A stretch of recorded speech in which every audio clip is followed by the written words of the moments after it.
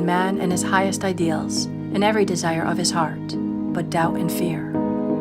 When man can wish without worrying, every desire will be instantly fulfilled. I will explain more fully in a following chapter the scientific reason for this, and fear must be erased from the consciousness.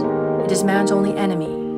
Fear of lack, fear of failure, fear of sickness, fear of loss, and a feeling of insecurity on some plane. Jesus Christ said, "Why are ye fearful, O ye of little faith?" So we can see we must substitute faith for fear is only inverted faith. It is faith in evil instead of good. The object of the game of life is to see clearly one's good and to obliterate all mental pictures of evil. This must be done by impressing the subconscious mind with a realization of good. A very brilliant man who has attained great success told me he had suddenly erased all fear from his consciousness by reading a sign which hung in a room. He saw printed in large letters this statement: "Why worry? It will probably never happen." These words were stamped indelibly upon his subconscious mind, and he has now a firm conviction that only good can come into his life. Therefore, only good can manifest. In the following chapter, I will deal with the different methods of impressing the subconscious mind. It is man's faithful servant, but one must be careful to give it the right orders. Man has ever a silent listener at his side, his subconscious mind. Every thought, every word is impressed upon it and carried out in amazing detail. It is like a singer making a record on the sensitive disc of the phonographic plate. Every note and tone of the singer's voice is registered. If he coughs or hesitates, it is registered also. So let us break all the old bad records in the subconscious mind, the records of our lives which we do not wish to keep, and make new and beautiful ones. Speak these words aloud, with power and conviction. I now smash and demolish, by my spoken word, every untrue record in my subconscious mind. They shall return to the dust heap of their native nothingness, for they came from my own vain imaginings. I now make my perfect records through the Christ within, the records of health, wealth, love, and perfect self-expression. This is the square of life, the game completed. In the following chapters, I will show you how man can change his conditions by changing his words. Any man who does not know the power of the word is behind the times. Death and life are in the power of the tongue. This concludes Chapter 1. Chapter 2. The Law of Prosperity. One of the greatest messages given to the race through the Scripture is that God is man's supply, and that man can release, through his spoken word, all that belongs to him by divine right. He must, however, have perfect faith in his spoken word. A woman came to me in great distress and said she was just to be sued on the 15th of the month for $3,000. She knew no way of getting the money and was in despair. I told her God was her supply, and that there is a supply for every demand. So I spoke the word. I gave thanks that the woman would receive $3,000 at the right time, in the right way. I told her she must have perfect faith and act her perfect faith. The 15th came, but no money had materialized. She called me on the phone and asked what she should do. I replied, "It is Saturday, so they won't sue you today.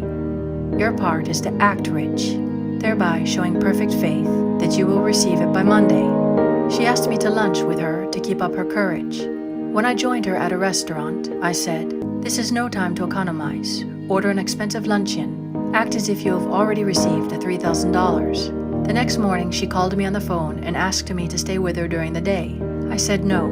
You are divinely protected and God is never too late. In the evening, she phoned again, greatly excited, and said, "My dear, a miracle has happened. I was sitting in my room this morning when the doorbell rang. I saw to the maid, 'Don't let anyone in.' The maid, however, looked out the window and said, 'It's your cousin with the long white beard.' So I said, 'Call him back. I would like to see him.' He was just turning the corner when he heard the maid's voice and he came back. He talked for about an hour, and just as he was leaving, he said, 'Oh, by the way, how are your finances?' I told him I needed the money, and he said, 'Why, my dear, I will give you $3,000 the first of the month.' I didn't like to tell him I was going to be sued. What What shall I do? I won't receive it till the first of the month, and I must have it tomorrow. I said, I'll keep on treating. I said, Spirit is never too late. I give thanks she has received the money on the invisible plane and that it manifests on time. The next morning, her cousin called her up and said, come to my office this morning and I will give you the money. That afternoon, she had $3,000 to her credit in the bank and wrote checks as rapidly as her excitement could permit. If one asks for success and prepares for failure, he will get the situation he is prepared for. For example, a man came to me asking to speak the word that a certain debt would be wiped out. I found he spent his time planning what he would say to the man when he did not pay his bill, thereby neutralizing my words. He should have seen himself paying the debt. We have a wonderful illustration of this in the Bible. Man must prepare for the thing he has asked for when there isn't the slightest sign of it in sight. For example, a woman found it necessary to look for an apartment during the year when there was a great shortage of apartments in New York. It was considered almost an impossibility, and her friends were sorry for her and said, isn't it too late? You'll have to store your furniture and live in a hotel. She replied, you needn't feel sorry for me. I'm a Superman and I'll get an apartment. She spoke the words, Infinite Spirit, open the way for the right apartment. She knew there was a supply for every demand and that she was unconditioned, working on the spiritual plane, and that one with God is a majority. She had contemplated buying new blankets when the tempter, the adverse thought or reasoning mind, suggested, don't buy the blankets, perhaps after all you won't get an apartment and you will have no use for them. She promptly replied to herself, I'll dig my ditches by buying the blankets. So she prepared for the apartment, acted as though she already had it. She found one in a miraculous way, and it was given to her. Although there was over 200 other applicants, the blankets showed active faith. We have a wonderful illustration of this in the Bible relating to the 3 kings who were in the desert without water for their men and horses. They consulted the prophet Elisha, who gave them this astonishing message. Thus saith the Lord, ye shall not see wind, neither shall ye see rain, yet make this valley full of ditches. Man must prepare for the thing he asked for when there isn't the slightest sign of it in sight. It is needless to say that the ditches dug by the 3 kings in the desert were filled to overflowing. Getting into the spiritual swing of things is no easy matter for the average person. The adverse thoughts of doubt and fear surge from the subconscious. They are the army of the aliens, which must be put to flight. This explains why it is so often darkest before the dawn. A big demonstration is usually preceded by tormenting thoughts. Having made a statement of high spiritual truth, one challenges the old beliefs in the subconscious, and error is exposed to be put out. This is the time when one must make his affirmations of truth repeatedly and rejoice and give thanks that he has already received. Before ye call, I shall answer. This means that every good and perfect gift is already man's, awaiting his recognition. Man can only receive what he sees himself receiving. The children of Israel were told that they could have all the land they could see. This is true of every man. He has only the land within his own mental vision. Every great work, every big accomplishment has been brought into manifestation through holding to the vision, and often just before the big achievement comes apparent failure and discouragement. The children of Israel, when they reached the promised land, were afraid to go in, for they said it was filled with giants who made them feel like grasshoppers. And there we saw the giants, and we were in our own sight as grasshoppers. This is almost every man's experience. However, the one who knows spiritual law is undisturbed by appearance and rejoices while he is yet in captivity. That is, he holds to his vision and gives thanks that the end is accomplished, he has received. Jesus Christ gave a wonderful example of this. He said to his disciples, Say not ye, there are yet 4 months, and then cometh the harvest? Behold, I say unto you, lift up your eyes and look on the fields, for they are ripe already to harvest. His clear vision pierced the world of matter, and he saw clearly the 4th dimensional world, things as they really are, perfect and complete in divine mind. So man must ever hold the vision of his journey's end and demand the manifestation of that which he has already received. It may be as perfect health, love, supply, self-expression, home, or friends. They are all finished and perfect ideas registered in divine mind, man's own superconscious mind, and must come through him, not to him. For example, a man came to me asking for treatments for success. It was imperative that he raise, within a certain time, $50,000 for his business. The time limit was almost up when he came to me in despair. No one wanted to invest in his enterprise, and the bank had flatly refused a loan. I replied, I suppose you lost your temper while at the bank, therefore your power. You can control any situation if you first control yourself. Go back to the bank, I added, and I will treat. My treatment was, you are identified in love with the spirit of everyone connected with the bank. Let the divine idea come out of this situation. He replied, Woman, you are talking about an impossibility. Tomorrow is Saturday. The bank closes at 12, and my train won't get me there until 10, and the time limit is up tomorrow. And anyway, they won't do it. It's too late.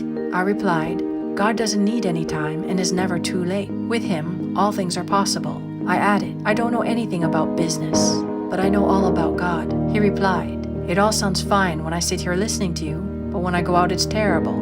He lived in a distant city, and I did not hear from him for a week. Then came a letter.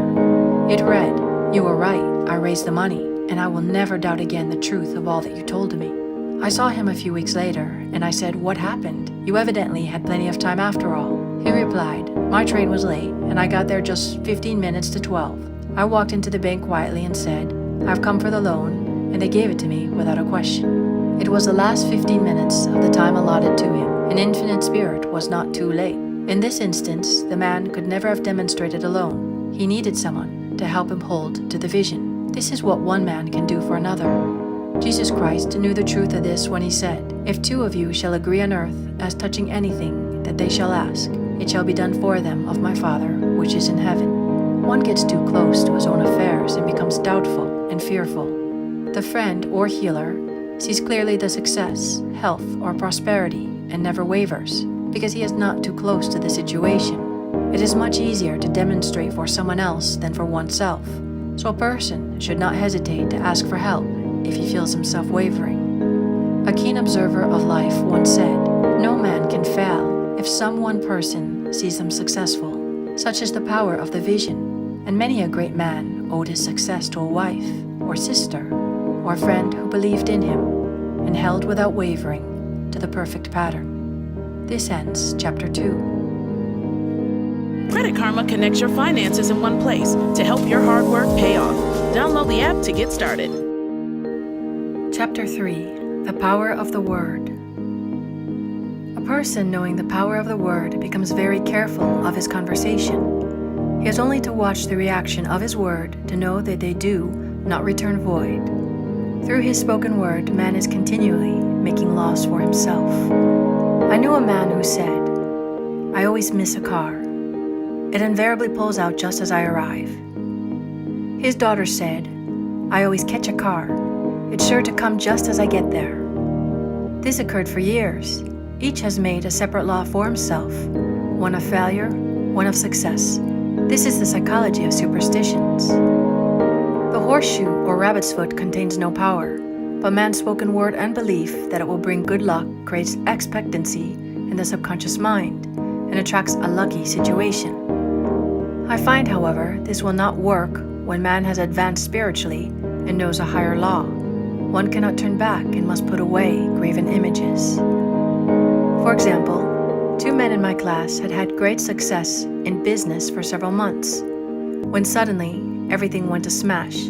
We tried to analyze the situation, and I found, instead of making their affirmations and looking to God for success and prosperity, they had each brought a lucky monkey. I said, oh, I see you have been putting trust in the lucky monkeys instead of God. Put away the lucky monkeys and call on the law of forgiveness. For man has power to forgive or neutralize his mistakes. They decided to throw the lucky monkeys down a coal hole, and all went well again. This does not mean, however, that one should throw away every lucky ornament or horseshoe about the house. But he must recognize that the power back of it is the one and only power, God, and that the object simply gives him a feeling of expectancy. I was with a friend one day who was in deep despair. In crossing the street, she picked up a horseshoe. Immediately, she filled with joy and hope. She said God had sent her the horseshoe in order to keep up her courage. It was indeed at that moment about the only thing that could have registered in her consciousness. Her hope became faith, and she ultimately made a wonderful demonstration. I wish to make the point clear that the men previously mentioned were depending on the monkeys alone, while this woman recognized the power back of the horseshoe. I know in my own case, it took a long while to get out of a belief that a certain thing brought disappointment. If the thing happened, disappointment invariably followed. I found the only way I could make a change in the subconscious was by asserting, there are not two powers, there is only one power, God. Therefore, there are not disappointments, and this thing means a happy surprise. I noticed a change at once, and happy surprises commenced coming my way. I have a friend who said nothing would induce her to walk under a ladder. I said, if you are afraid, you are giving in to a belief in two powers, good and evil, instead of one. As God is absolute, there can be no opposing power, unless man makes the false of evil for himself. To show that you believe in only one power, God, and that there is no power or reality in evil, walk under the ladder you see. Soon after, she went to her bank. She wished to open her box in the safe deposit vault, and there stood a ladder on her pathway. It was impossible to reach the box without passing under the ladder. She quailed with fear and turned back. She could not face the lion on her pathway. However, when she reached the street, my words rang in her ears, and she decided to return and walk under it. It was a big moment in her life, for ladders had held her in bondage for years. She retraced her steps to the vault, and the ladder was no longer there.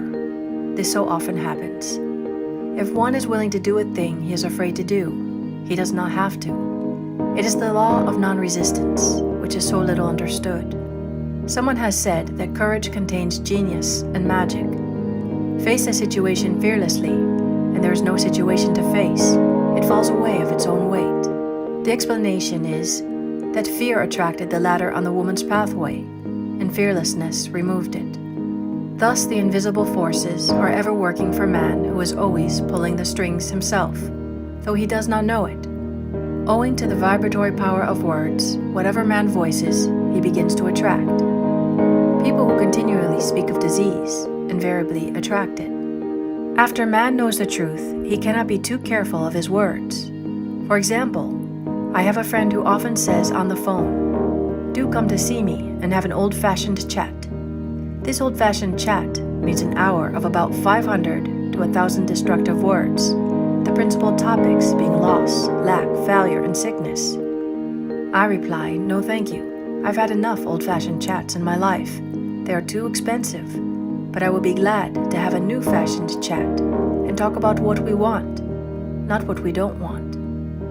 There is an old saying that man only dares use his words for three purposes: to heal, bless, or prosper. What man says of others will be said of him, and what he wishes for another, he is wishing for himself. Curses, like chickens, come home to roost. If a man wishes someone bad luck, he is sure to attract bad luck himself. If he wishes to aid someone in success, he is wishing and aiding himself to success. The body may be renewed and transformed through the spoken word and clear vision, and disease be completely wiped out of the consciousness. The metaphysician knows that all disease has a mental correspondence, and in order to heal the body, one must first heal the soul. The soul is the subconscious mind, and it must be saved from wrong thinking. In the 23rd Psalm, we read, "He restoreth my soul." This means that the subconscious mind or soul must be restored with the right ideas, and the mystical marriage is the marriage of the soul and the spirit, or the subconscious and superconscious mind. They must be one. When the subconscious is flooded with the perfect ideas of the superconscious, God and man are one. I and the Father are one. That is, he is one with the realm of perfect ideas. He is the man made in God's likeness and image, imagination, and is given power and dominion over all created things, his mind, body, and affairs. It is safe to say that all sickness and unhappiness comes from the violation of the law of love. A new commandment I give unto you, love one another. And in the game of life, love or goodwill takes every trick. For example, a woman I know had for years an appearance of a terrible skin disease. The doctors told her it was incurable, and she was in despair. She was on the stage, and she feared she would soon have to give up her profession, and she had no other means of support. She, however, procured a good engagement, and on the opening night made a great hit. She received flattering notices from the critics and was joyful and elated. The next day she received a notice of dismissal. A man in the cast had been jealous of her success and had caused her to be sent away. She felt hatred and resentment taking complete possession of her, and she cried out, "Oh God, don't let me hate that man." That night she worked for hours in the silence. She said, "I soon came into a very deep silence. I seemed to be at peace with myself, with the man, and with the whole world." I continued this for the 2 following nights, and on the 3rd day, I found I was healed completely of the skin disease. In asking for love or goodwill, she had fulfilled the law, for love is a fulfilling of the law, and the disease, which came from subconscious resentment, was wiped out. Continual criticism produces rheumatism, as critical, inharmonious thoughts cause unnatural deposits in the blood, which settle in the joints. False growths are caused by jealousy, hatred, unforgiveness, fear, etc. Every disease is caused by a mind not at ease. I said once in my class, there is no use asking anyone what's the matter with you. We might just as well say, who's the matter with you? Unforgiveness is the most prolific cause of disease. It will harden arteries or liver and affect the eyesight. In its train are endless ills. I called on a woman one day who said she was ill from having eaten a poisoned oyster. I replied, "Oh no, the oyster was harmless. You poisoned the oyster. What's the matter with you?" She answered, "Oh, about 19 people." She had quarreled with 19 people and had become so inharmonious that she attracted the wrong oyster. Any inharmony on the external indicates there is mental inharmony. As the within, so the without. Man's only enemies are within himself, and a man's foes shall be they of his own household. Personality is one of the last enemies to be overcome, as this planet is taking its initiation in love. It was Christ's message, peace on earth, goodwill towards man. The enlightened man therefore endeavors to perfect himself upon his neighbor. His work is with himself, to send out goodwill and blessings to every man. And the marvelous thing is that if one blesses a man, he has no power to harm him. For example, a man came to me asking to treat for success in business. He was selling machinery, and a rival appeared on the scene with what he proclaimed was a better machine, and my friend feared defeat. I said, first of all, we must wipe out all fear and know that God protects your interest, and that the divine idea must come out of the situation. That is, the right machine will be sold by the right man to the right man. And I added, don't hold one critical thought towards that man. Bless him all day, and be willing not to sell your machine if it isn't the divine idea. So he went to the meeting fearless and non-resistant, and blessing the other man. He said the outcome was very remarkable. The other man's machine refused to work, and he sold his without the slightest difficulty. But I say unto you, love your enemies, bless them that curse you, do good to them that hate you, and pray for them which spitefully use you and persecute you. Goodwill produces a great aura of protection about the one who sends it, and no weapon that is formed against him shall prosper. In other words, love and goodwill destroy the enemies with oneself, and therefore one has no enemies on the external. There is peace on earth for him who sends goodwill to man. This ends Chapter 3. Chapter 4. The Law of Non-Resistance. Nothing on earth can resist an absolutely non-resistant person. The Chinese say that water is the most powerful element because it is perfectly non-resistant. It can wear away a rock and sweep all before it. Jesus Christ said, resist not evil, for he knew in reality there is no evil, therefore nothing to resist. Evil has come of man's vain imagination, or a belief in two powers, good and evil. There is an old legend that Adam and Eve ate of Maya, the tree of illusion, and saw two powers instead of one power, God. Therefore, evil is a false law man has made for himself, through the psychoma or soul sleep. Soul sleep means that man's soul has been hypnotized by the race belief of sin, sickness, and death, etc., which is carnal or mortal thought, and his affairs have outpictured his illusions. We have heard in previous chapters that man's soul is his subconscious mind, and whatever he feels deeply, good or bad, is outpictured by the faithful servant. His body and affairs show forth what he has been picturing. The sick man has pictured sickness, the poor man poverty, the rich man wealth. People often say, why does a little child attract illness when it is too young even to know what it means? I answer that children are sensitive and receptive to the thoughts of others around them, and often outpicture the fears of their parents. I heard a metaphysician once say, if you do not run your subconscious mind yourself, someone else will run it for you. Mothers often unconsciously attract illness and disaster to their children by continually holding them in thoughts of fear and watching for symptoms. For example, a friend asked a woman if her little girl had had the measles. She replied promptly, not yet. This implied that she was expecting the illness and therefore preparing the way for what she did not want for herself and child. However, the man who is centered and established in right thinking, the man who sends out only goodwill to his fellow man, and who is without fear, cannot be touched or influenced by the negative thoughts of others. In fact, he could only receive only good thoughts, as he himself sends forth only good thoughts. Resistance is hell, for it places man in a state of torment. A metaphysician once gave me a wonderful recipe for taking every trick in the game of life. It is the acme of non-resistance. He gave it in this way. At one time in my life, I baptized children, and of course they had many names. Now I no longer baptize children, but I baptize events.